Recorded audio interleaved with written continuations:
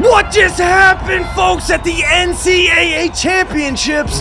Trump and Elon in the building to witness the greatest NCAA championships of all time, folks. It was a weekend of upsets, goats being made and slaughtered. Oh my goodness, folks, it was the greatest weekend in the history of wrestling. Capped off with the greatest upset that we have ever seen, and we're here to break it down from every angle and every storyline. And we ain't playing patty cake, folks. This is BEG Wrestling. We are here! Are we here to play patty cake or here to watch wrestling?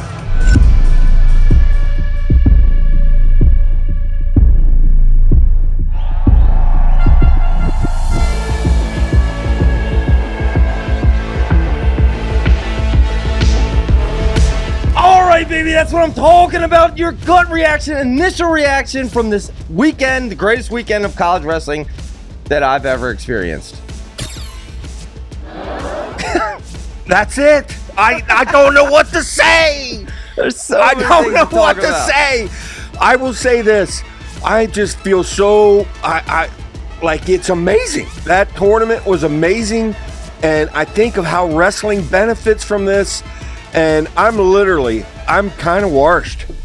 The amount of energy I expended in the last 3 days. But, of course, everything got almost overshadowed. The fact that we're looking at the greatest team right there, folks. The champs, the highest scoring, the only second team ever to have Penn State. 10 AAs. The amount of things they accomplished, the highest average finish for each guy, it was like 3.1. It just, the 12th championship out of 14, the past 14. I mean, this just goes, this is amazing. And it didn't look that way after the semis. And if you remember, everybody, Kale had this semi record. I should have looked it up. It blows your mind. It's like 90-some% winning, or high 80s, I forget what it is. One of you could probably tell me. That went down because they actually had a bad day. They had a losing record in the semis. They went 3-4 in the semis, and that was un-Kale-like. And between Nebraska, there's no doubt David Taylor. I'll just shut up because I can keep going here. Well, I'll say this. It was not a typical Penn State weekend, but boy, did they show up in the contests in the final day. And it was like something, you went into the final day not even thinking Penn State had a chance, and then all of a sudden, not only did they do it, they did it in historical fashion. But I'll say this, I got the opportunity to attend it live, and first of all, the whole weekend was almost a movie script, was it not? With the whole ending, there was controversy with starting with Carter Keckeisen, and then ending with Gable Wyatt, because that was going to be a blowout, right? But really, it ended in a movie script. But I'll tell you right now what I experienced here, being in the crowd, and what I realized. And it's the level of respect that, I now, not that I didn't have it before, but it's a whole new level of respect for every single wrestler. Because I realized, sitting in those stands, that there's literally 10 families out of 20,000 plus people. There's 10 families who leave that weekend happy, fully fulfilled. Out of 330 plus families, that's 3% of the people that leave happy. 97% leave unfulfilled. And you wonder why, this sport builds, we say that the sport builds character. Because, one bad performance literally can ruin the entire season, and it changed legacies. We saw how it changed complete legacies here. Numerous wrestlers, but it did. That live experience made me, it made me relive the pain that you feel as a parent or as a fan. 97% of the time in that weekend, that's what you feel. And we also saw the new parity in the sport. And even though Penn State, to your point, had a historical weekend, there is a sense to me that there's parity coming, because with three finalists from 4 different schools in the weekend, you see the great coaching is spreading the parity. Mm-hmm. Navy had multiple All-Americans and all these small schools, but PA no longer on top. If you look at the high school, folks, I have good news coming for Pennsylvania fans here. I'll hold that for the end of the episode, but that's going to change. Pennsylvania's coming straight back to the top. I can tell you exactly how. But whoa. And then to cap it off, dude, hate or love Trump and Elon. Dude, they were there to witness the most incredible single wrestling moment to date. And folks, the sport is coming. Oh my goodness, did we not get in this at the right time? Hot dog, dude. That's what I'm saying. Yeah, because November, we were at 2,000 subscribers. We're almost at 26. That's what's happening. And like, it feels like, you talk to some people, oh, wrestling, well, that's dying. I don't think so. And then we have a tournament like that, and wrestling's got a lot of positive things. And it's not just our podcast. There's a lot of great podcasts out there with wrestling. People love this drama. Now, here's the thing about wrestling. There's so much. Just being a wrestler, you naturally have respect. You know the pain that guy's going through, and you see a lot of respect for each other out there. We kind of like the element of UFC and a little more drama and smack talk, and we get just a little bit of it, and we kind of almost urge it on. I don't know if that's a good thing or not. It's going to be hard to get out of these guys because the pain they go through to accomplish what they do, it's just natural to be humble and respectful. And you will get humbled. Ask Gable. I mean, that right out of the gates, you almost had Gable. to... How about let's get right into it where BG was right and where BG was wrong? First and foremost, what you said is the greatest soap opera. Wrestling is the greatest soap opera of all time. Talk about this is the greatest... soap opera in all of the world is watching wrestling unfold because we are talking about real drama here. Where BEG was right. Yes. You said it. Boom. It happened, dude. We just witnessed a real reality show. The best reality show you can ever imagine. You said it a week ago, and that came to fruition. Right off of that, another one where BEG was right. Remember when you said, I don't think Gable is going to be exactly proud to tell his grandkids about him that he came back for his final season in the NCAAs to win a championship. Obviously, he's very talented. He's good at wrestling. All that. You agree, right? Okay. I don't think he exactly will be bragging to his grandchildren about his final NCAA title. No. What, Grandma, wait. Grandpa, you were at the Olympics. Let me get this straight. You were at the Olympics. Then you tried to play football in the WWE or whatever. And then you went back to college? Grandpa? What? Hold up. Well, I got to give Gable some credit. Through this year, I've not been a big Gable fan of him coming back. And I went through the whole thing. It felt like Peter Pan over here. You're up there at winning Olympics, and now I want to go back to Childland over here, Neverland. And, the whole thing, maybe I was just bitter because of Kirk Levitt. By the way, Kirk Levitt, we actually hurt his knee in practice, and just him pulling off that semifinal, getting to the semifinals and then forfeiting out. That was really a blessing, really, because Kale didn't even know if he was going to go. But back to Gable. And the whole thing with Gable, I will give him this. I don't like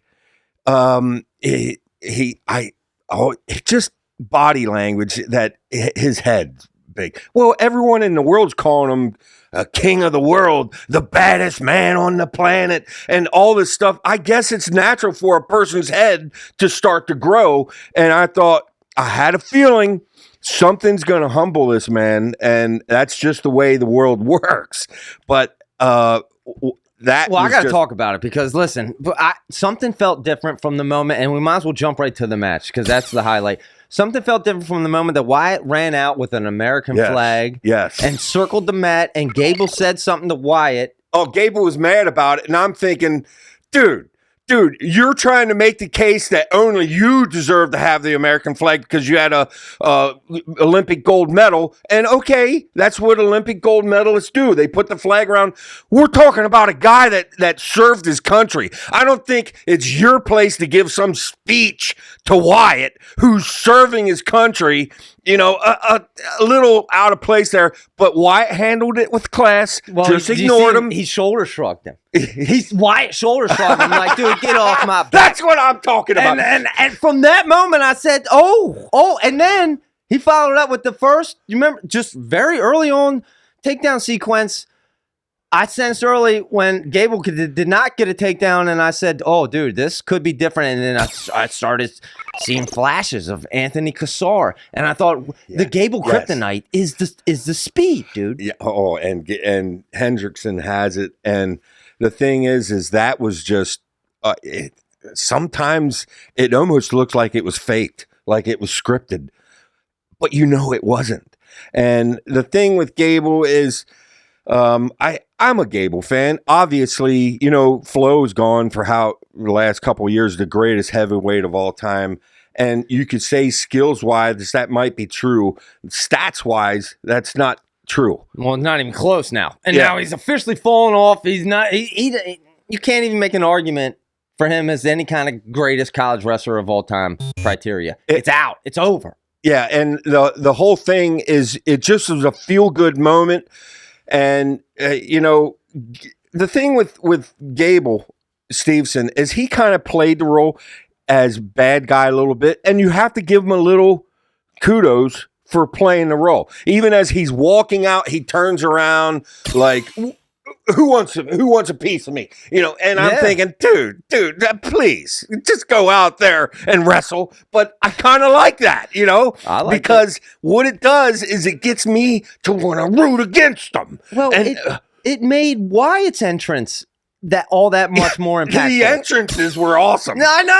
I loved it. The ESPN, the production, I got to say, yeah. I know, and we'll but get into it. I hear that Steveson was just completely respectful and everything on the podium stand and everything. Gable, all the talk against this, and I wasn't a fan of it.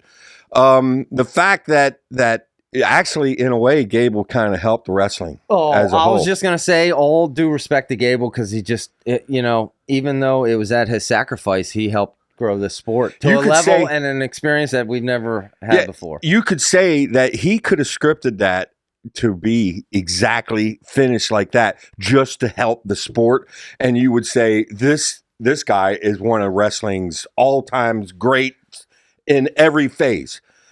It wasn't scripted, was it? It was not scripted.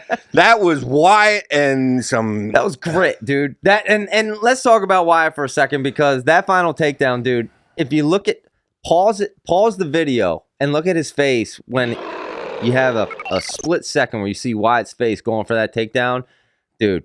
There's nothing but heart and grit in Wyatt Hendrickson. He earned that, dude, and he reached into Gable's chest and just stole his heart out of his chest, dude. I'd never seen anything like it in the final weaning moments, dude. It was unbelievable. You know, it's posted on the internet. What was the biggest finals upset of all time? Was it Dan Gable or was it Gable Dan? One of the two. And you say, well, how about that Spencer? That was semifinals. That Spencer getting decked by Ramos. Yeah. And but that was just the overall. I had a couple little beefs about some of the match 2 and 3.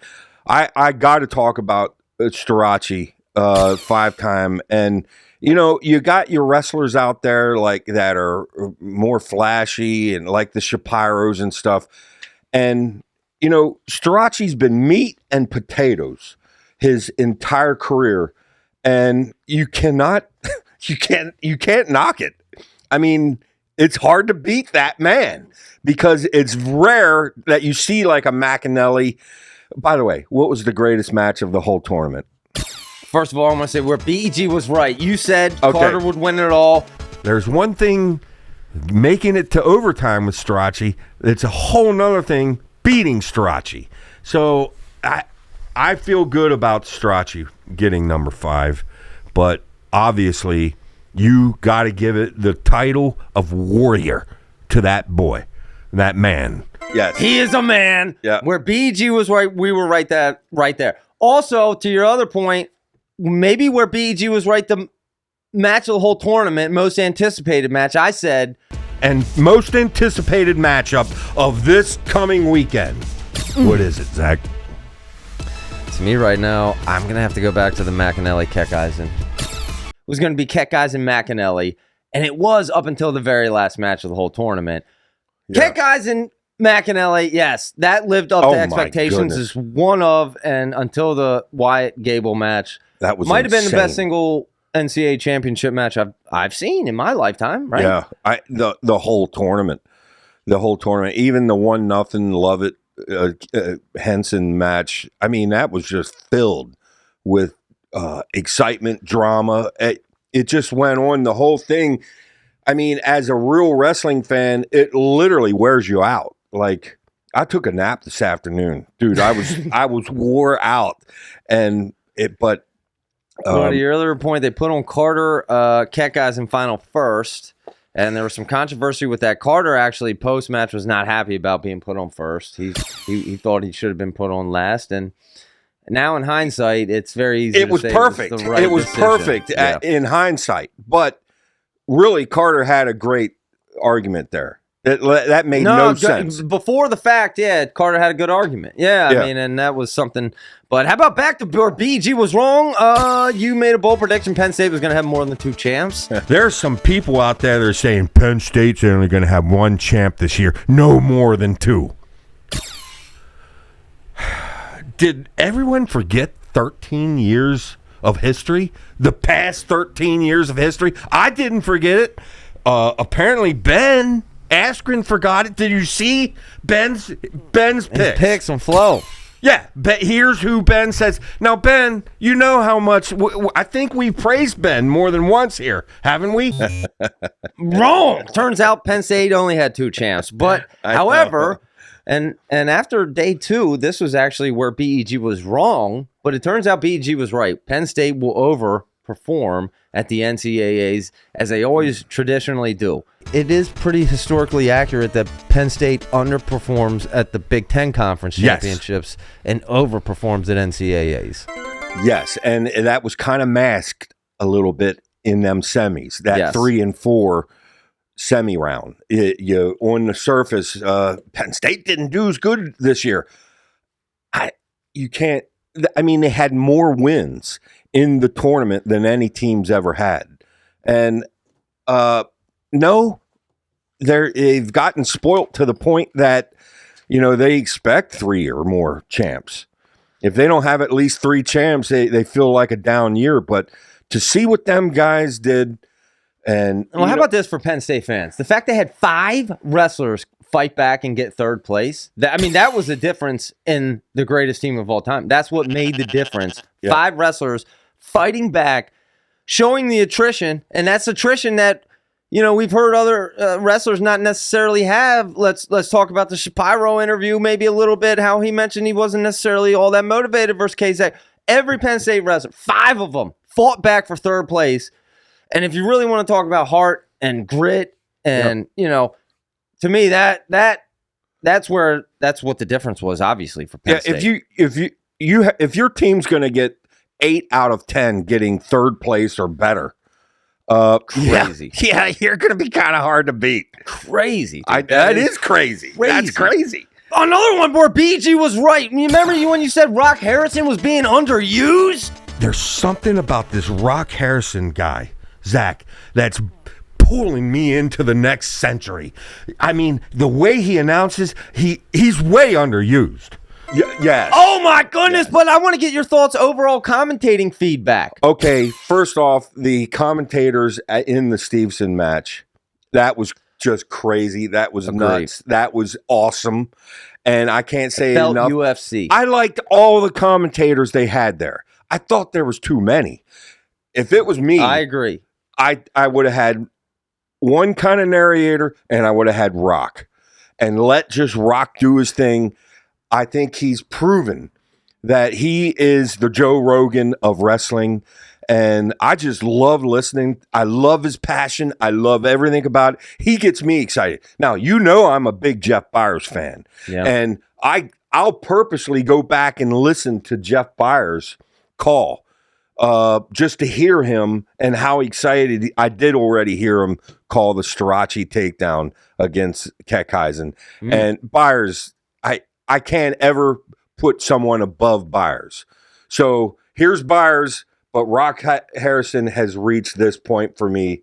And quite frankly, I love Rock Harrison's style. I like his knowledge of the sport. And yeah, I like Burroughs. I like them all. And even Hidley. He was incredible. Yeah, Trent Hidley and Shane Sparks, if you watch the Mattcast. Yes, that was very good. Them two working together were very good.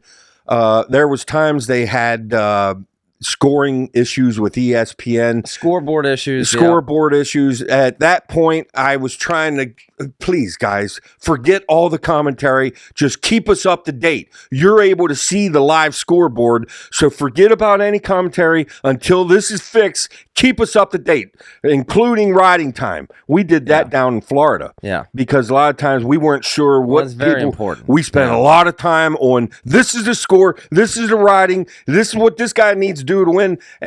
But all in all, that got worked out fast, and I enjoyed both of them. Yeah. Sparks, Hidley were incredible.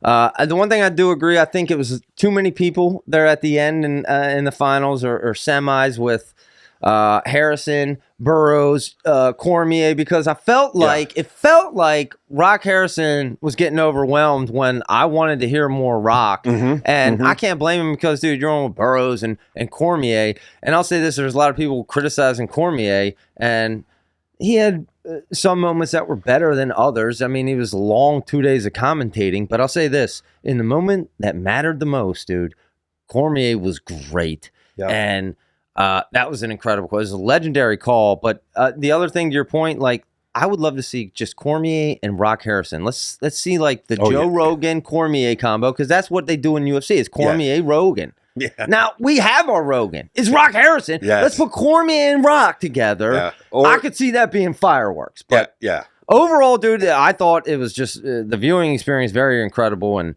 that was right. You were right there. Dude. We need more Rock, dude. Been saying that. But, all right, another one where, how about where BEG was wrong? Zach Shapiro, you said you missed a right. The Parker McAnally, most anticipated match. We already kind of touched on it, but I got to say this. Prediction where I was right. Yeah. I said the more we talk about McAnally, the more likely I think it is that Keckeisen is going to win. Boom. And the more we talk about McAnally, the angrier Keckeisen is getting. And the more we talk about McAnally, the less chance I'm giving him against Keckeisen, because this is just burning up. You know, Doug Schwab is sharing all these videos straight to Keckeisen. Oh, yeah. Oh, yeah. Oh, yeah. Folks, if you didn't see and you want to go back and watch a replay on YouTube or something, that's one of the matches you want to watch, because that was just astounding that two guys, 184 pounds, have that much. And I tell you, this McAnally, you know, I hear talk that he just overall is an incredible athlete. He could be doing this in football, or I don't know, he's probably good at baseball. Who knows what else?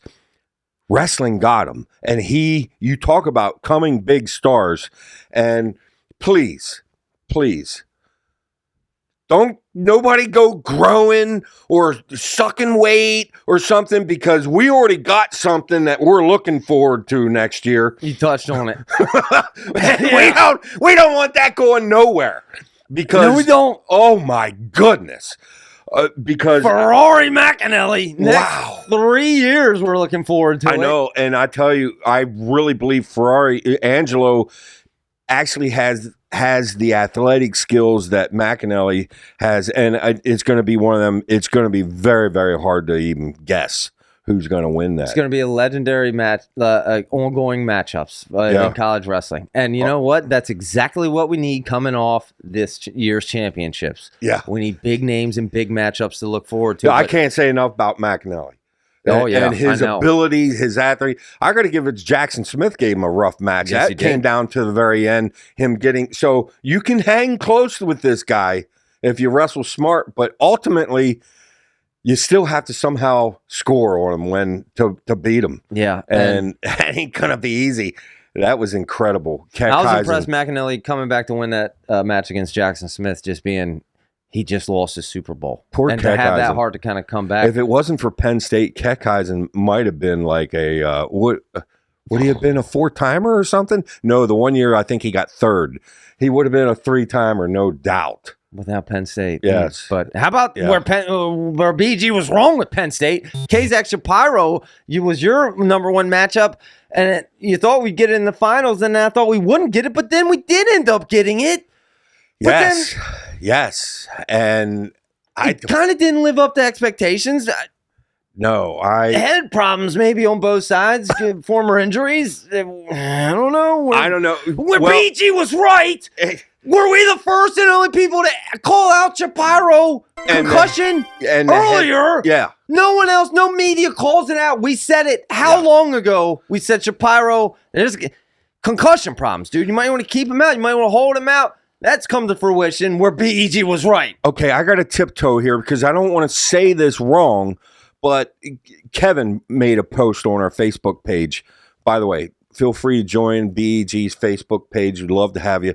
But Kevin's basic gist was, how in the world, why did the doctors approve Shapiro? Of course I love to watch Shapiro. I wanted Shapiro. How can you be in a coma and literally a couple weeks later, you're getting the clearance to go ahead and wrestle? I don't know. That whole thing had me, I don't even know how to comprehend that. I kind of want to hear another side of the story. I'm sure there's the doctor. I want to hear the doctor. Now, we've heard Shapiro's thing. In fact, he retold the story a couple times during that interview. That was kind of makes me wonder whether he still does have a concussion. I don't know. Well, that's not funny. That's not funny, the part that really threw me the loop in that interview, I'm just going to say it. Somehow at the end, we're with the hatchet throwing around about steroids out there and stuff. Whoa, strangest thing of the weekend. I thought we were talking about your health, dude. Where'd that come from? Whoa, I don't know. Strangest thing that happened this weekend. Shapiro, at the end of a long, drawn-out interview, mentioned steroids and I'm not on steroids like some of these other guys out there. What? And then he gave like a sign of like a cocaine sniffing sign, which is not even steroids. Well, all I know is, look, I want to hear. Strange. I would have loved to heard from the doctors because Kevin had a good point. Doctors, explain yourself. Justify your decision. And I don't think that was too much to ask for. In fact, if I'm Meyer, I would want the doctors to come out and say, because, and I'm sure the parents too, the parents are at ease at whatever the doctor said. You know the parents are, especially the mother, because that's what mothers, they're very protective of their baby. And well, if they're at ease with what the doctor said, and if what the doctor said is what Meyer said the doctor said, which is that they haven't even figured out what caused it. Yeah, I don't know. Was it the concussion? We don't know. I know, dude. No, probably not. No, probably is what I. What do you mean, probably not? What else is causing seizures? It's your head. It's your head. Yeah, and the whole thing. And we were blasting the Cornell trainer for every time he took a concussion, he continued to wrestle afterwards. And I don't know, man, that whole thing. BG was right from day one. Shapiro didn't look himself, but as I watched Shapiro, he didn't look completely like a different wrestler. He didn't look like himself, but it occurred to me as I'm watching that Shapiro, in a way, is going to a picnic that has hot dogs and the greatest dessert table you've ever seen. Now, you think about a Carter, he's got steak and ribs, and they got like one pie that's probably too old on the dessert table. And what I'm saying is the meat and potatoes it's hard to beat meat and potatoes, but we do love desserts, and we love Shapiro's double gainers with a half flip and all this stuff. And that thing that got him in trouble with Taylor, you can't. How about this? Where BG was right. I do know one thing: Shapiro doesn't want to get sloppy because he's going to end up on his back.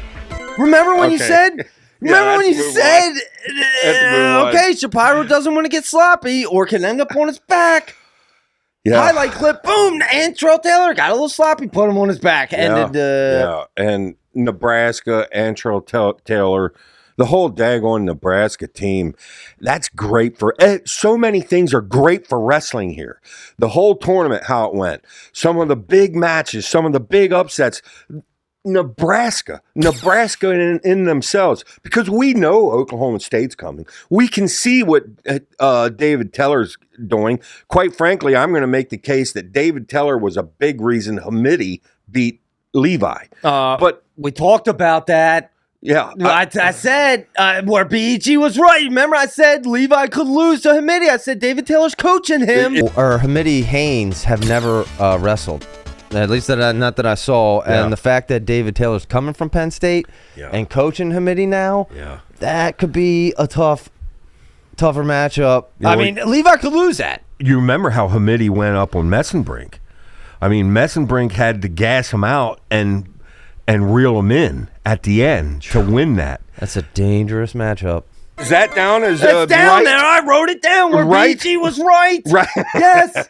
Where we were right. I said that. Look out. Yeah, we called it. Another thing that because believe me, David Teller knows Levi quite well, and that was a coaching job. I'm not going to give David Teller any credit with the Hendrickson over Kirklevite, because we're talking about a wounded duck here in Kirklevite. The man shouldn't even have been wrestling. Yeah. The man shouldn't even have been wrestling. So I'm not going to give credit there. I'll give David Teller a little credit with how close Amin kept it with Mitch. Mitch had to fight there against Amin. Now, he did stretch it out there at the end. I think he might have got a major, but you got to give credit. There's no doubt David Teller is going to have Oklahoma State as a big dog, and all of you out there hoping that the dynasty ends. It's going to take a couple years, but how about where BG was right? Maybe remember the Penn State eulogy I made, the beginning of the end. Today, we gather to bid farewell to an era, an unprecedented reign of dominance forged in sweat, sacrifice, and relentless pursuit of greatness. Penn State wrestling was more than a dynasty. Oh yeah, maybe we're that's right. I didn't think about that. Now I am thinking about that. Stop. Yeah, it does feel different though. Here's the one thing I want to say real quick before we move on to that. David Taylor, the first coach to go against Kale that can coach upper weights the same level that Kale can. And upper weights is where Kale has separated Penn State. Yeah. That's where they make their, and all of a sudden David Taylor has just shown Hamidi championship, Wyatt Hendrickson championship. All of a sudden, maybe, do you think Tay Gadiali might be regretting that decision not to go to Oklahoma State now? Ooh, I don't. Maybe. I don't know. I would be thinking twice if I was Tay right now. Michigan's good, but Oklahoma State. Tay is going to be one of the main factors at 285. You got to think probably AJ. AJ's not going to suck down to 97. He's going to go up. Why wouldn't he go up? You think AJ doesn't think he can win 285 next year? I did not think about that, but that makes sense. Yeah, absolutely. And so there's going to be a couple big dogs at 285. There's no foregone conclusion what's going to happen there, but Tay is the real deal. We'll see, but listen, where BG was right and AJ... Remember you said AJ has the media figured out. You know, the factor that when you have a bad guy, and, you know, a lot of people a lot of people look at AJ as the bad guy. They like rooting against the bad guy. And AJ's no fool. He don't care if you love me or hate me. I want you watching me. So he's got that figured out, right? Where BEG was right. Oh, my goodness. Yeah. AJ definitely has the media figured out. 100%. Whether he wins or loses, the other You sure AJ didn't? Never mind. Where BG was wrong, though. Where BG was wrong. Remember I said I called out Pop's Ferrari. I said those muscles, I'm not real sure. Are they real muscles or are they fake muscles? I wasn't sure. Where BG was wrong, folks. I got the opportunity to meet Pop's Ferrari this weekend. Did you? I did. Did you And talk right to Angela. him? And I said, sir, I've questioned your muscles being real or fake in the past. And I said, but it's evident they are very, very real. Look at you! Look at you! Why wasn't the chest out right then? Well, I don't know. I think they're kind of fake. Well, I was trying to, and then I also remembered I told Angela I was going to go in for a takedown first time I met him, and then he went in for a takedown. But technically, I technically blocked him off, so he's technically 0 for 1 takedown attempts. Oh, please! I gave him a big old bowl of hip soup.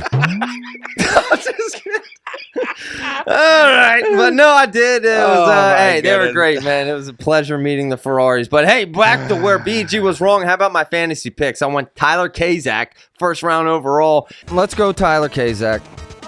Tyler Kazak. Tyler Kazak drafted number 5. I'll go with Kazak instead of O'Toole. The fan vote told me pick O'Toole. Come on, dude. Follow the fans. And one final one before we just run through results where BG was right. I said Bo Bassett's influence is going to change the sport. Well, I'll tell you this. To win the biggest wrestling recruit of all time from high school. Yeah. Tom just won the biggest, and I've talked about it mainly from the viewpoint of everything outside of Bassett's wrestling. He has such a social media influence. Iowa wrestling is going to be now the coolest wrestling of the youth here going forward. I was at the event this weekend, and I went to Fan Fest, the whole fan event.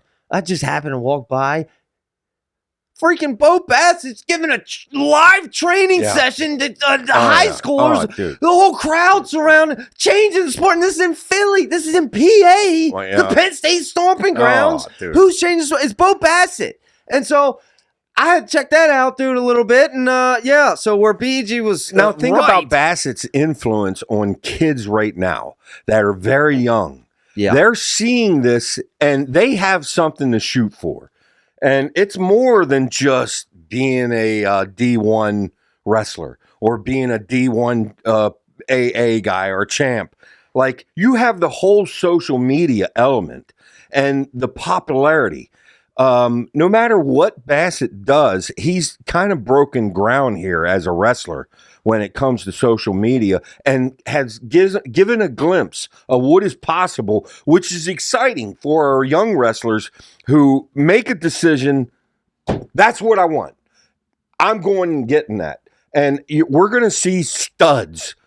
Your statement earlier about Pennsylvania wrestling, you might have hit your head because Pennsylvania ain't going nowhere. I got to say something about O'Toole and this whole thing. Now, I don't bet, Zach, so I don't know. You place bets or something, don't you?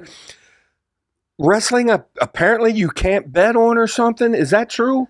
Well, it's limited. You have to be in certain states that approve it. And that's why. See, my beef was, okay, we're professionals now. There's money being paid out to wrestlers. We're a professional sport. And for betting purposes, you feel like they should have an injury report just like the NFL. Like, any of us knew that O'Toole has a torn ACL? Yeah. I wouldn't have picked him. I wouldn't have picked him. Nothing against you, Keenan. Or Kirk, his knee, bad knee injury, dude. Yes. Injury defaults or Shapiro's in a coma. Yeah, I wouldn't have picked you if it was an injury report. As soon as Shapiro comes out of the coma, we'll give you more information. Yeah, I might not pick him then. It is your first round pick. I know. No wonder I got third in our daggone thing. I got at least I got on the podium. By the way, we got to stop right now and say congratulations to one Our favorite cop of all time. I'll just say Ty. Tyler Ty. won Big old Ty. our fantasy. You watch the live draft, he's folks. played fantasy. Folks, screwed me, folks. He's I played took your advice. fantasy since he's been 9 years old. He's never won. I know. Whether it was football, wrestling, I he's know. been playing fantasy. We got to the point where he was the joke about He was a joke. being a I'm field happy filler. for the little guy. Yeah. He comes through and wins. Congrats, Look at him. Hot dog! Oh my goodness, what do they say? Even a squirrel. You know, finds he a had nut. 4 finalists, and he eked out 1 championship with Taylor. Antrell Taylor, And that was close, Woo! too. Yeah, I he know. almost went 0-4 and lost on the last day. But he backed himself into a championship. Congrats, Ty. He's got a daughter. He needs that championship. But listen, he needs every win he can get. But let's recap real quick. Let's run through team standings. Penn State sets a record, 10 AAs, 177 team points. Nebraska comes in second. And the one other where BEG was wrong, I want to mention, not ever talking about Nebraska, dude. I know. What? I know. Are you serious? We talk about the other top I know. four, but I know. Nebraska had a couple down duels this year that kind of hid their potential. You know, them getting beat by Iowa and stuff. How did Iowa beat Nebraska? well, in hindsight, yeah. Looking back, you ask, well, how did Iowa beat Oklahoma State? Iowa was a pretty decent dual team. They really were. Iowa had some teamer injured out early. Parco injured out early, and like Joey Cruz. Ben Keeter did well. We'll talk about him, but overall, I mean, Iowa got 4th. Oklahoma State got 3rd. And I guess Iowa does get a trophy technically. Tom will get a trophy. I got to say one more thing. You're saying about things that BEG was right on. Here's another one. BEG was absolutely right on who they picked as their dog of the year, or what I did was you going to go? mention it. And our third finalist is Patrick Kennedy. The Iowa Patrick Kennedy. Good and the choices. quote of the year. Good choices. Congratulations to all 3, but ultimately, I had to go and name this one personally. Congratulations, Patrick Kennedy, baby! Yeah! Wow. You thought it should have been Shannon Hannah. Kevin, who's your vote go But for? Patrick Kennedy. Who's your vote go for, Kevin? I'm gonna go with Patrick Kennedy. I'm sorry, Patrick maybe because Kennedy I wasn't there. Oh! I'm sorry. Patrick Kennedy, man, with the way he wrestles That was inspirational. Yes, when we got there. Go ahead. Pat Kennedy. Go ahead. That man, you got to give it to him. He's coming back next year, too. Is he? Yeah, he's back next year. I was going to say, when we got to 174, Dude. the first thing I was going to say that BEG was right, justified. Pat Kennedy winning our BEG Dog of the Year last year. You know, he comes through, he gets 4th. Yeah. And completely justifies Tom Brand's decision to start him over Blood. And the thing is obviously the man's got talent. Don't get me wrong. But I can point to a whole several others that's got more talent. We're talking about heart here and grit and all the stuff that makes you. The interviews are awesome. He's a man's man, Patrick Kennedy. And I got to give it to him. He pulls off a 4th place, and as an 11 seed, I believe. Yeah, that was just incredible. Just caps all, puts a cherry on the cake for the Dog of the Year. And We could totally be here justifies for we us. could be here for 6 hours talking about individuals, but I had to bring up Patrick Kennedy. Yep. And quite frankly, there's quite a few. I got to bring up. I don't want to get sidetracked. I'm going to just shut up. All right, I'll You wrap go. up the team. The only final thing I want to mention, David Taylor does get a team trophy in his first year as a coach. So we'll see that building rivalry. But let's talk about 125. It's Vincent Robinson, the freshman dude out of nowhere winning it over Spratley in the finals. And we've heard Robinson look real big in those finals, as we've heard. Lillendahl comes through and breaks the Penn State 125-pound curse, getting 3rd. Beating Ramos for 4th, Ventresca, Seymour out of nowhere, Caleb Smith pulling. That's 125. What are your thoughts there? Well, the Seymour Lillendahl match that stung. But the way Lillendahl came back afterwards, he is the real deal. There's no doubt. Watching him pin Ramos for 3rd. But You got to give it to Robinson. And anyone that had doubts that he was, I'd love to see Little Dog against Robinson. I thought Spratley achieved here. But I was proud. My pick, of course, was Caleb Smith. He comes out and loses right away, and he fought back to get 7th. So I'll say where BG was wrong. We predicted Figs would beat Robinson. Now, if Figs can get by Robinson, I'm anticipating Figs gets by Robinson because Figs seems to pick it up at the end of the year. That obviously didn't happen, but where BEG was right. Shout out Jet Stickum-Strickenberger versus Ventresca match. Here's one. Strickenberger against Ventresca. Wow. You said it's going to be fireworks, and that was absolutely fireworks. Unfortunate for us because we're Jet fans that he was not able to pull that out, but that Strickenberger-Ventresca match was fireworks. Zach, I think it's a fine line between trying to hold back the guys, don't wear them out, to being battle tested. We seen Alirez and we seen Figs, 2 previous champs, get knocked out, not even place. And the thing is that was a question I was going to ask you about. And you could say, well, maybe you take someone like Iowa, maybe they go too hard, and that's why they always seem to underperform at the tournament. By the way, did Iowa under or overperform? Ooh. Or about even keel? I would say under. Just because you had to get something out of Teamer and Parco, but you didn't. Yeah. So I would say under, but that was something I was going to ask you about. Are we bucking the whole trend and the theory that let's limited matches because we had Alirez go down? Technically Steveson, limited matches this year. He loses. Yeah. Meyer Shapiro, limited matches. Whoever you just formally mentioned, but really Alirez, yeah. The thing is there's something to be said about being battle tested, and I have to think that had some effect. I mean, just on your confidence alone, that you're on a roll, you're beating some studs along the way. If you're not wrestling anybody, you have no meat to stick into your head. AJ Ferrari, another example. Yes. Yeah, exactly. You got to be battle tested. I mean, is that trend going to maybe change? Because it could, because the evidence, the proof is in the pudding there, folks. You got to wrestle. But talking about people who did wrestle 133, Lucas Bird, where BG was wrong. You said Ayala's going to beat Bird. Okay, Ayala, Bird. I don't mind. I know I want to see that again. I'm going to say it right now. Ayala beats him next time. And when they face again in the finals, big time wrong. Ayala does get second, Romney 4th, Fugit out of nowhere for 4th, dude, and it was Fugit who did he beat early on? I forget.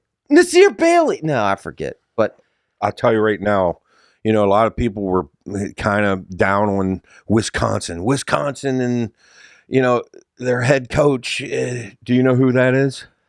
Yes, I know who that is. Bono! To that point! Yes. Breaking news, Ben Askren's only willing to coach one college team out there. Wisconsin. He just posted it. How about that at a shot at Bono? Ben Askren, did you see the tweet? I thought Bono had, he's got a real youthful team there, and a lot of people blasting on Bono. Oh, look what he's done to Wisconsin. Of course, anyone would want a Ben Askren. Did you see his that was shots AWA fired. results? Was that shots fired? It sounded like, I don't know how by else to take Askren it. stating that? He posted publicly on Twitter, the only public job I'd be interested in is Wisconsin. Wow. And a day before, he posted, my AWA team is like 4th place in the team tournament, which is crazy. Yeah. He's got O'Toole, Keckeyes, and Messenbrink. Is that shots fired? I don't know. That was a point I wanted to bring up, though. I thought it interesting. I would love to see Ben as a head coach somewhere, but it's a little disappointing that he'll only coach at one place because I'm a big Bono fan, too.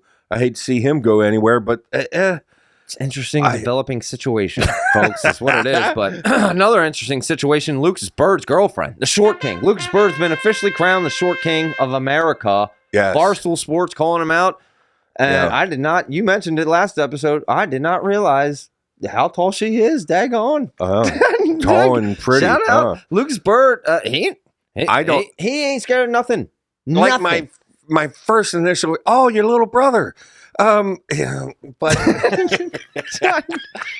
no, hey, more power to you, dude. Hey, Lucas Bird, he ain't scared of nothing. He got balls, and where BG was right, and you said I said second round, right? Yeah, At 33. that's unfortunate because he won't, because he's going to lose to Julian Farber, Doug Schwab, you and I. True. Farber was going to upset Noto first round. That happened. Another one where BG was right. You said Tyler Knox could make a deep run. The Knox-Romney match. And, Knox, he ain't no slouch. And I don't know, he could be somebody that makes a deep run, and it ain't going to surprise me. Yeah. And Tyler Knox, AA'd. Yeah, Tyler Knox out of AA'd. Stanford. Shout out to him.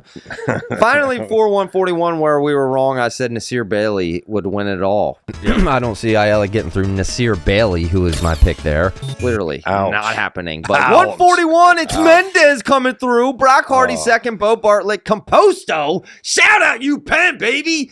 We know you Penn is Beavers, right? Corey, where are you at? Yeah. Kill Happel fifth, Coder Hunt, Frost, Von Bar, where BG was wrong. You said Bartlett will beat Mendez. Yeah, Mendez. We talked about Mendez does not look great. Well, he's got to come out and beat Bartlett, and that's not going to be easy.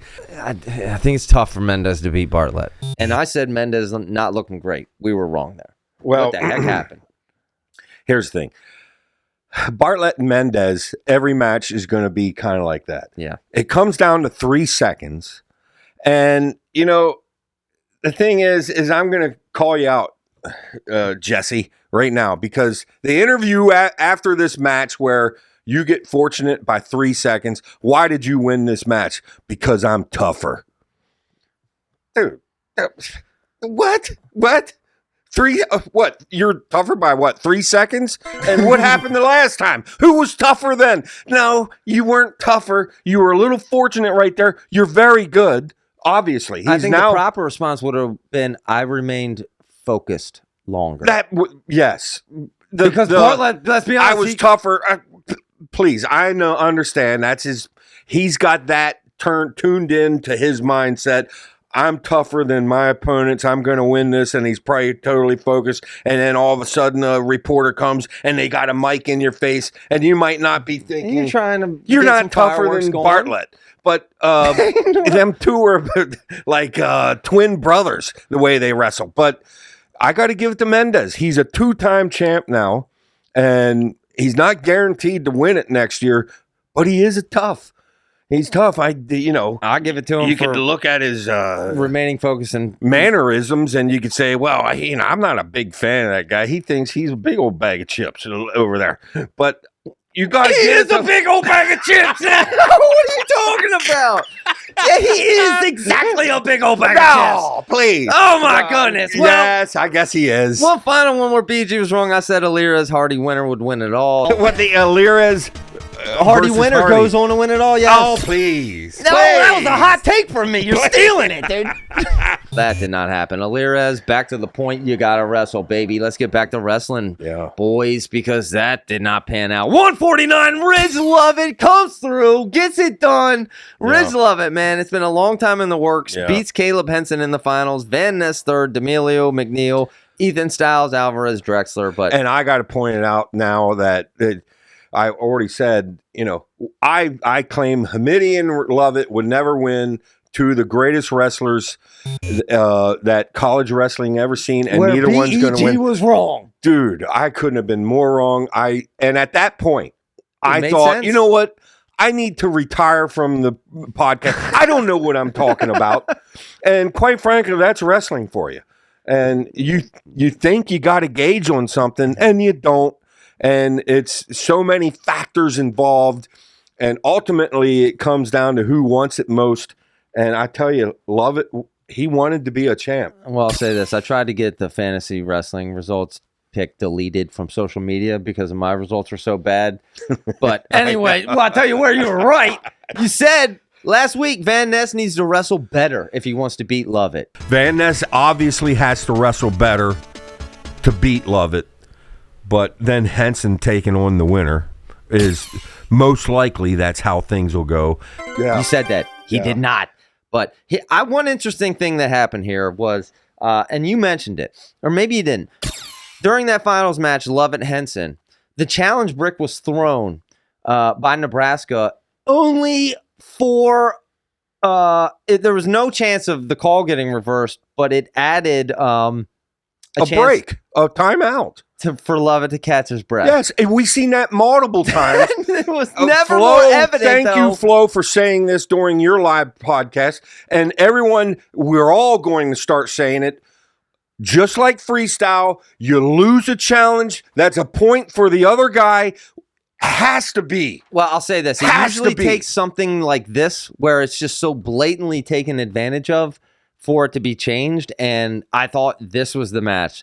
Nebraska throwing that challenge brick out, and even the announcer said they're only doing this so we can get a breather. They said there's no chance. Yeah, the announcers actually said, look, now there's good coaching. Yeah. They know it's not going to get overturned, but they seen their wrestler was a little fatigued. That's when it jumps the shark, and you're like, okay, now we got to change it. We got to change this now, dude. A point if you lose. But all right, folks, 157. Antrell Taylor beats Joey Blaze in the finals. But how about where BG was right? Kazak against Blaze. I love how even the older Blaze looks. Dangerous wrestler. Last week you said Joey Blaze is dangerous at 157, where BG was right. But he gets second. Kazak gets third. Chumley, Shapiro, Zurbin, Bianchi, and Caleb Fish to finish it out. I don't know. We all wanted Kazak, Shapiro in the finals, but didn't get it. We did get it later. Well, obviously what Shapiro went through, it was amazing that he placed and all that. And we're glad to see that he's gotten through that. And I really hope that, the doctors know what they're doing there. I really do. I do too. I mean, because we're talking about, we're bragging about or happy about McAnally and stuff and these other big time athletic stars coming to wrestling. Well, Shapiro is one of them. And we obviously don't want to lose him because people are rushing him back on the mat. By the way, forget what the wrestler says because the wrestler's conditioned to say, I'm ready to go. Forget it's like that. asking a football player. Yeah. You can't ask them. Yeah, exactly. But all in all, I mean, it was neat to see Joey Blaze. He's just not in the shadow of his brother anymore. He's a big dog too. Yeah. And Antrell Taylor, he's the one who knocked Shapiro out by putting him into his back, and that was like a late third period takedown maneuver. That was shout out Antrell Taylor for battling through this weight class.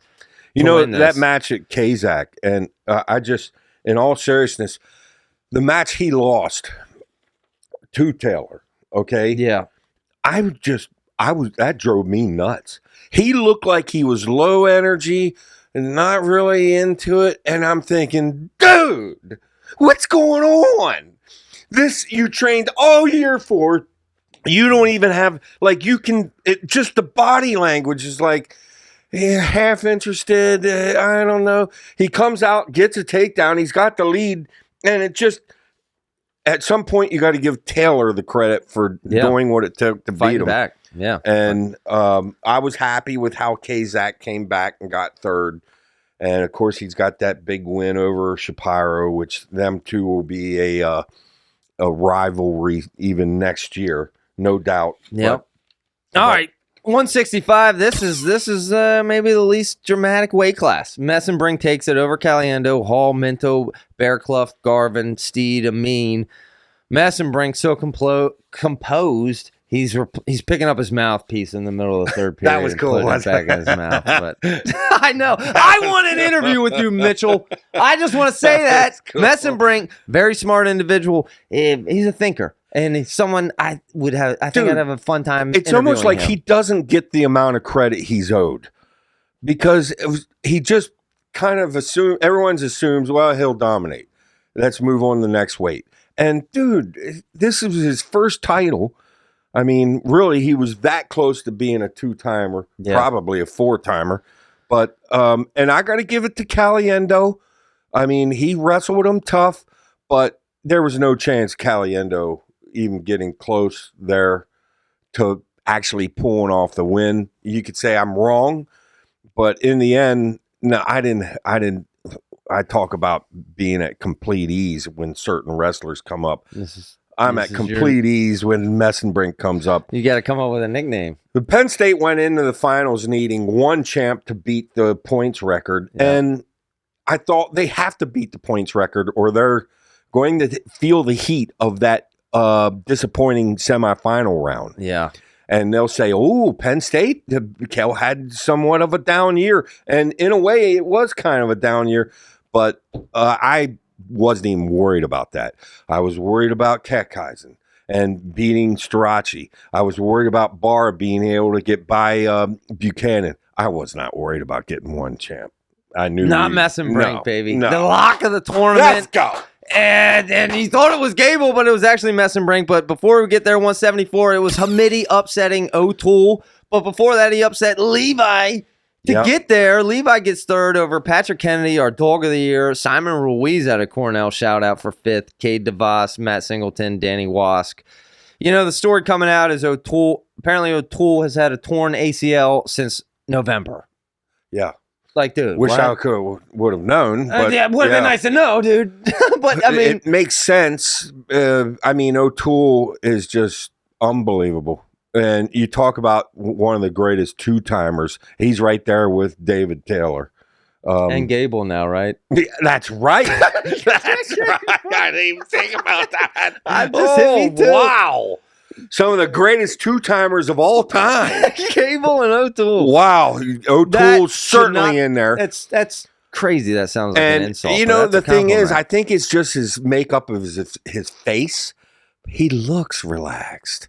He looks at ease. How many matches he almost lost? I know. And he came back and won. We should have known he was He didn't injured. look stressed at all. Then you have other wrestlers that just like Oreen or something that they just look stressed. Yeah.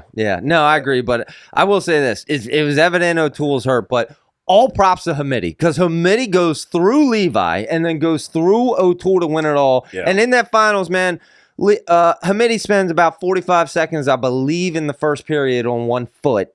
Yeah. And it's like, dude, and just it was the Wyatt, the fight, the grit, and never give up, and gets it done against O'Toole to knock off a legend. And you know what? Where BG was right. I'm going to put it this way. Hamidi's got his hands full. But right after that, O'Toole's waiting for the winner. And whoever wins that, say Hamidi pulls off the upset, having another O'Toole-Hamidi match is going to be fun.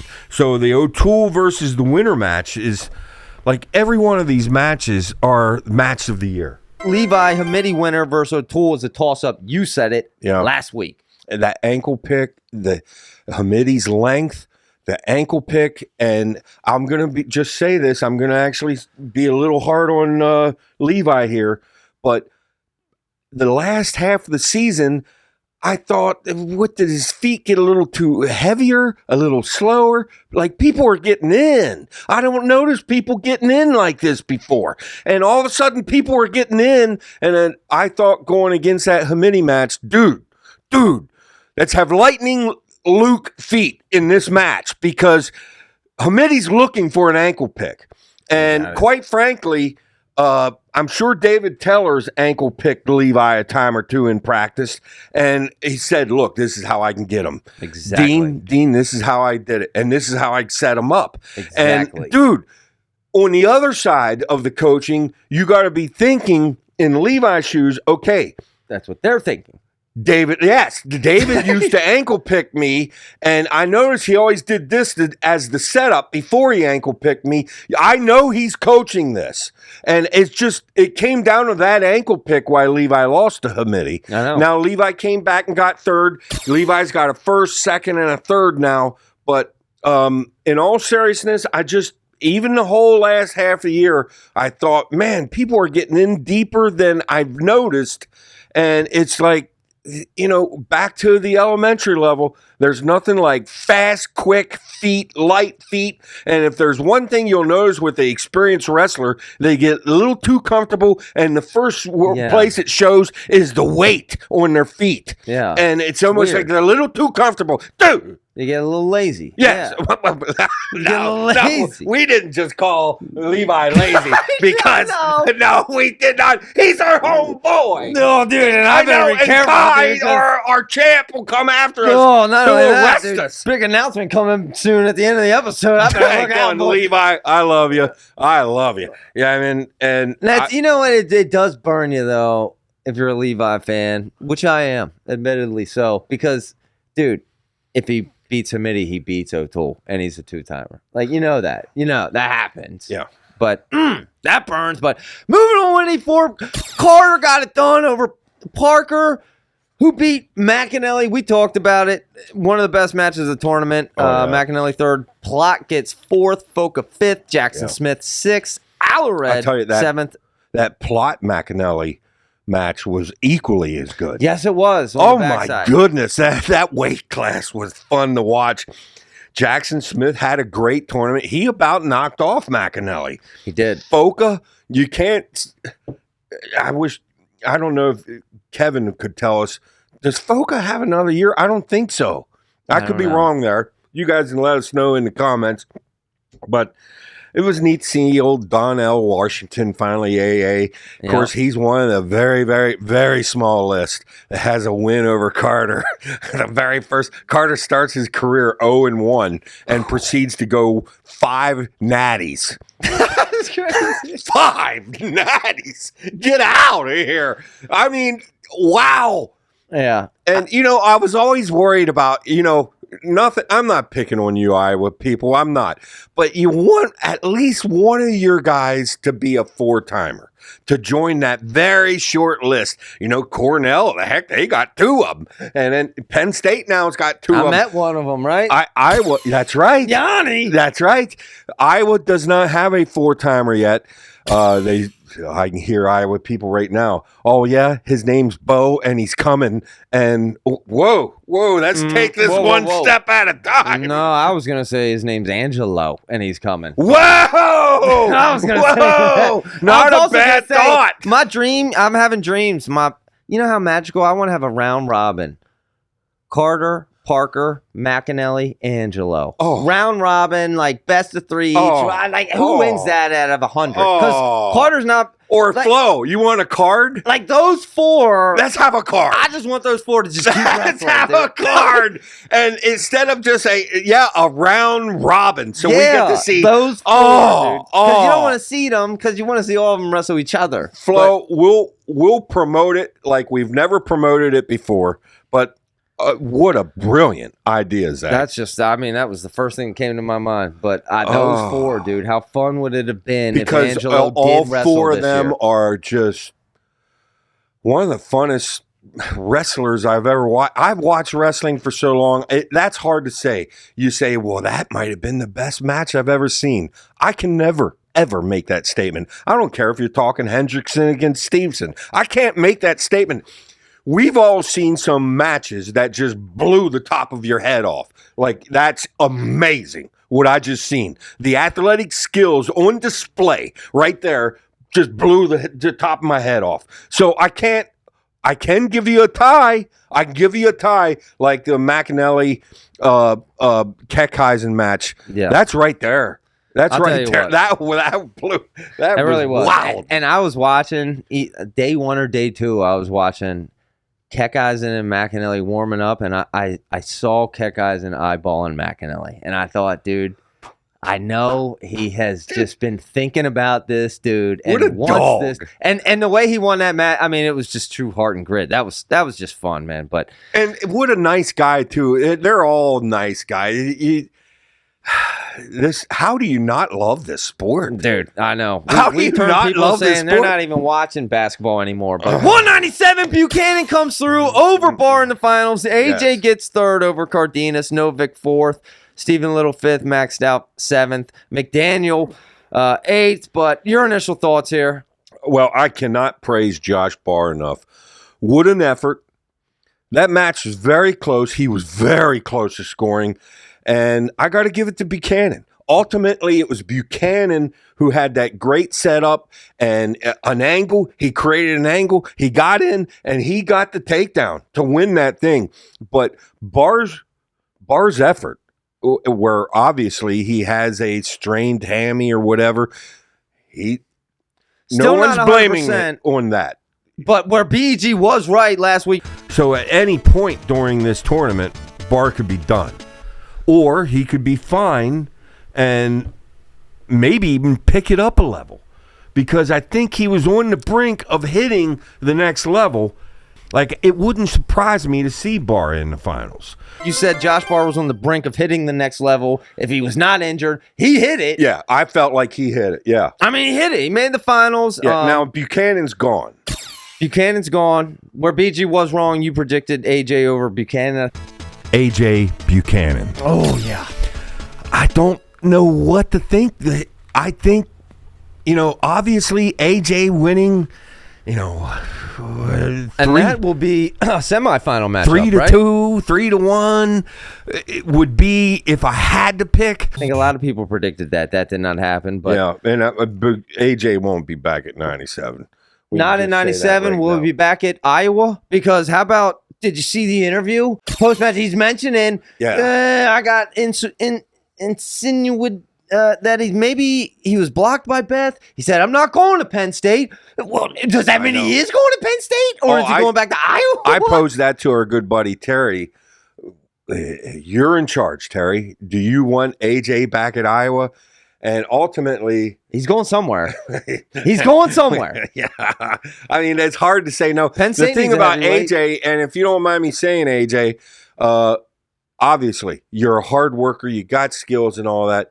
You're one of the most boring talkers I've ever seen in my life. Boring? Not at the talking part, the actual wrestling part. I know it works. I'm winning 2-0. I'm winning. And but dude, I'd like to see some more fireworks. But open it up already. Just open. Let's go.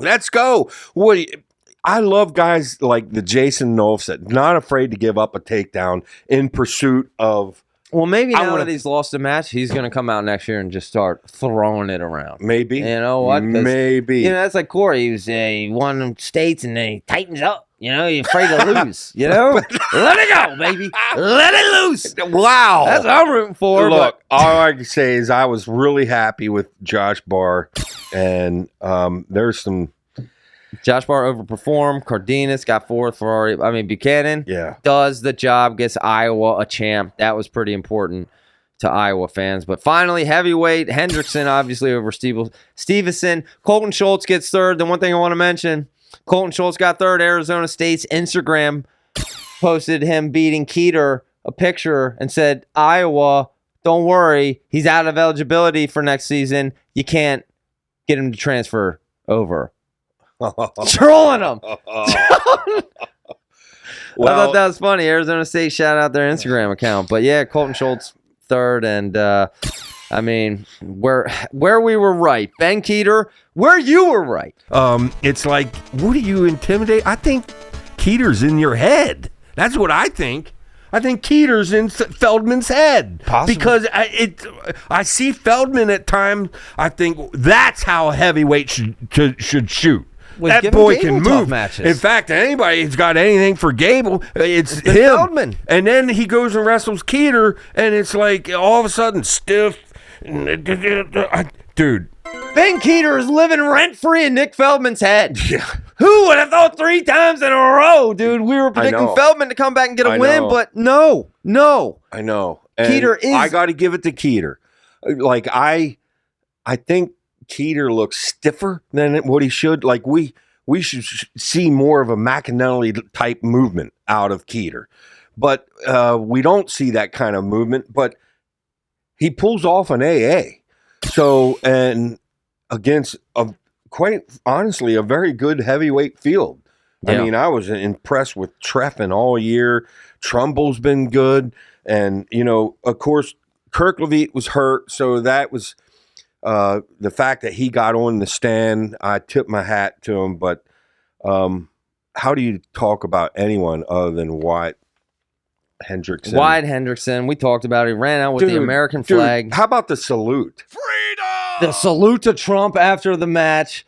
I think he also said a movie quote, some type of movie quote right after he won, some type of war. Yeah, and there's people on the internet saying, that was uncalled for. That's not how the protocol for the American flag and stuff. Dude, I cannot be more. He's actually working for America. Yeah, unless you're working. If the military, anybody dude, has the right to put the flag around their shoulders, it's him. It's a military person that's out there doing what kind of work you doing? I know.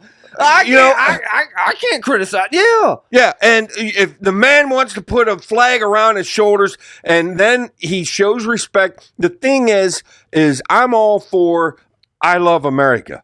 So we don't get into politics here, and I could care less about either side. And one of the reasons I like wrestling is to stay out of politics. It's so down and dirty and corrupt. But I do like I love America because I'm not real big on all the things that's wrong with America. So when Wyatt did that and the whole thing, it just felt like America. It felt American. Dude. Yes. I like America. I'm sorry. Let's go, America. Regardless of the president is. If the president shows up to the wrestling event, folks, it's a big deal. Yeah. That's not that hard to get over. But think about this, Zach. A president could not be more influenced than seeing what he's seen right there. I know. Now, all that money in the government that they're just handing out. What do you know? I like the idea of Trump saying, hey, let's help this wrestling Not thing only that, here. apparently the story is out that Trump was supposed to leave 2 matches before Wyatt, the heavyweight match. Yeah. But Trump insisted on staying because apparently he previously met Wyatt and was a fan and said, I got to stay to watch my guy. Yes. And so Trump stays to watch a heavyweight match, and it was... I mean, Zach, Trump, apparently, what an American moment, dude. What, like Powell said, he was talking about there was goosebumps. Yeah. In that stadium, like it was sheerly electric. And my thoughts immediately goes to, okay, what helps this sport? And at least for the next 4 years, the man in charge just got majorly influenced by what the product this sport's putting on. And I like them prospects. You know what I'm saying? Not only Trump, Elon was there. Elon was the smartest guy in the world, dude. Oh my goodness! Can you imagine? Let me hit up Elon for an interview and help me build my event center I've been talking about. Dude, under wraps. All I know was it was so feel good for the sport in general. And the one thing that Hidley said that I agree. Hidley's awesome, dude. I want to interview Hidley too. He mentioned about we wish we could have a little of this enthusiasm over on the freestyle side, and I totally agree. But I've said all along about it's the team element and why we're all asking for a duels championship. Well, Oklahoma State is proposing to have one. Cale's not interested in joining. Whoa. Yeah, all Cal wants is for this to be a traveling thing. What, we want Oklahoma State to get all the extra money and the help in recruits because they have the duels championship at their house every year. Fair point. No, we're not giving you a free ticket, David. You got to earn it to get closer to us. So I don't blame Cal I want the NCAA to be involved and have a traveling duels tournament. That's fair. That's fair for everybody. This year it's at that school. That year that's over in Carver, whatever. We got to have it because that's the element that really adds the excitement. And I do hope more excitement gets to the freestyle. We're moving on to freestyle after this. I'll say, what a savvy move by David Taylor. Oh, what David a savvy. Taylor. Not only does he put it out there that I want it and Cale doesn't, but really, dude, it is a recruiting advantage. And yeah, I mean, to your point, I would not accept that either if I was Cale. No, not just having everything in your hood, dude. So you get all the recruits and all the money. No, hold up, dude. Yeah. But it's savvy by David. What a savvy first-year move. A little makes Cale look like the bad guy. Yeah, a little thing, Zach, is like when Hamidi beat Levi and the camera pans over and shows David's face. okay. I saw pain in his face in that. Yes! I saw And I some pain. liked that. I thought, David, how respectful. Like, he knows, man, You know that he feels had to good, have some pain but there. I'm not going to show absolute joy stomping on the Because last year he was the misery training of Levi. a guy I love. Like, David Teller is a sensible man. And I just love the respect that he Clearly shows. a savvy man. Quite as frankly, well. he did the same thing after the Wyatt. Now, could you imagine me as head coach and David Teller? I've been dancing on the mat, and Gable probably would have been tempted to come over and just smack me down because I would have been so. David Teller kept composed. That's what I like. People that show it and not talk it. When it comes to being composed and all this stuff, I like people that just show it. David Teller's been there before. David Taylor has been there before, and look out, Carol, and Penn State, because David Taylor is now coming for his spot, and we're gonna start acting like he's been there before now too. But going this. Anyway, a couple other things where you were right, where BG was right. You said Wyatt Hendrickson has stepped up. I put down Kirkleviet against Hendrickson because, to me, I think Hendrickson, if he's not hurt, I think both him and Kirkleviet took a step up. And before you said that last week, you said, and he did. He showed it. And you also said anyone would come within 4 points of. I bet my son Kirkleviet could get within 4 points of Steveson. Steveson, you won your bet versus Corey. Congratulations, you won your bet versus Corey. Actually, that got me on the podium. Wyatt had to win for me to get on the podium. Corey had me beat, and he was going to be in third place. That's what you get, Corey. That's what you get. I know you got to pee. Couple other final questions. No, I'm fine. Who's your HODGE winner? Okay, I'm going to say everybody's going to get mad at me. Ever since they got goofy with the rules and, let's take away the pins. That way we can give it to Gable. Well, what about Spencer? Well, how about we share it? The whole thing got goofy to me. And the fact is, it's nothing more than an opinion thing. So the HODGE doesn't mean that much to me anymore. Obviously, Wyatt Hendrickson should be part. And now that we got silly about sharing it, so let's share it. Let's give it to Carter and Wyatt. Let's give it to what about Messenbrink? He was the most. Let's just give out. Give everybody a HODGE. HODGE, come on over. But no, Messenbrink's going to get the next two, so I don't mind. But really, that's a good argument too. I'm giving it to Carter, dude. And all respect to Wyatt. Wyatt's getting all the glory because of the upset. But here's the thing. thing. That's not the HODGE. That scared me. Although he did pin pretty much everyone. I thought Wyatt should have got outstanding wrestler of the tournament, and then Carter got HODGE. And this is all I can hear people. We're making people mad right now, especially the Messenbrink people.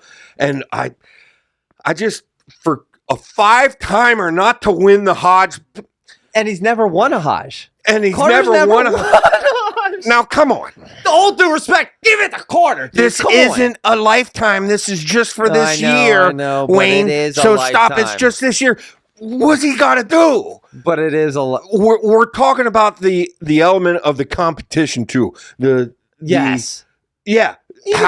stiff was AJ the voted for Carter Keck winner to get HODGE. All I know is Wyatt. I hate sharing. Wyatt but they already broke. They broke that. Wyatt already is getting all the fame, dude. Give Carter the HODGE out of due respect because Wyatt's already going to get all everything. That's BEG stance. But there you go. I'm with you. Finally, the BEG Wrestle Madness winner. Thank you to everyone for playing. I got to say something about Madness. I didn't play Madness at the championships, and I just want to. They gave me a shirt. I was going to wear the shirt, but I will our next episode. I will wear my Madness shirts. I cannot praise Madness enough. Love them guys. The reason I didn't play is because my own little 10-man fantasy contest consumes me. And between that and I didn't want to play where I can't even participate. And Zach, I was consumed. But I want to congratulate whoever won that. We got to work on your mental space. Do we? Phil, you gotta make some more room in your mental Who won? there. We should have the winner of BEG. By the next time we're going to announce we come on, we're going to time. announce, and you're going to have the opportunity to come on the show along with Joe Warren, who was a former champion and winner. But other things I wanted to kind of comment on. Clash of Combat, Caden Henschel retired. From wrestling. From wrestling, not podcasting. But I don't think Caden has. Folks, go watch the latest Clash of Combat. I told you a couple episodes ago to watch Clash of Combat with Ben Askren interview. Go watch their latest episode. It's Caden announcing their retirement from wrestling. And it's one of the most heartfelt and true perspective videos. And I go back to the intro of this episode, dude, where what I realized witnessing these championships live, 97, it's probably more like 99% of people in this sport experience loss and go home not happy. And you know what? Shout out to Caden and Crossler for just talking about it, dude. Yeah. Talking about it candidly and just sharing their experience. They don't know what's happening. I'd love to do work with Clash here going forward. Here's the thing about Clash. Them two guys, they kind of supported us when we were baby size. Yeah. And ever since then, I will nothing but love Clash. Please don't let Clash be over. I don't know. They really weren't clear there. Is Clash continuing? Caden said he wants to turn Clash into something. Well, I'm going to reach out to you, Caden, and I want to collaborate on something. And although I think Caden's going to wrestle some in JUCO, but I don't know. We'll see. But I will say I've always loved Clash, always appreciated their kind words about BEG, and you're right. I'm gonna reach out to Caden. We'll see there. But folks, a couple things here talking about the future. I don't know. Did you see Nate Desmond, future Penn State young guy, commented on one of our posts, a video discussing the future of Penn State? No. Where was this? He said, "I'll be here," and it's a reel I posted, a short about you predicting Nate Desmond's going to be progressing pretty well here at Penn State. Nate Desmond commented and said, "Yeah, I'll be here." Talking about the future, okay? So, but we're also talking about the future. And one final thing I just want to wrap up is the final big news. The final biggest news, really. Well, not the biggest news, but maybe the biggest news here in the future. Folks, BEG is officially relocating to right. We're coming, Pennsylvania. Do you need help? I said at the start of the episode. Joe Wayne Beaver, we are moving back. BEG Wrestling is relocating to South Central Pennsylvania, folks. Gettysburg, move over. Wow. Make room for BEG Gettysburg. Wow. Levi, shout out everybody, Gettysburg. We are coming. Give me a month, boys. We're going to be there.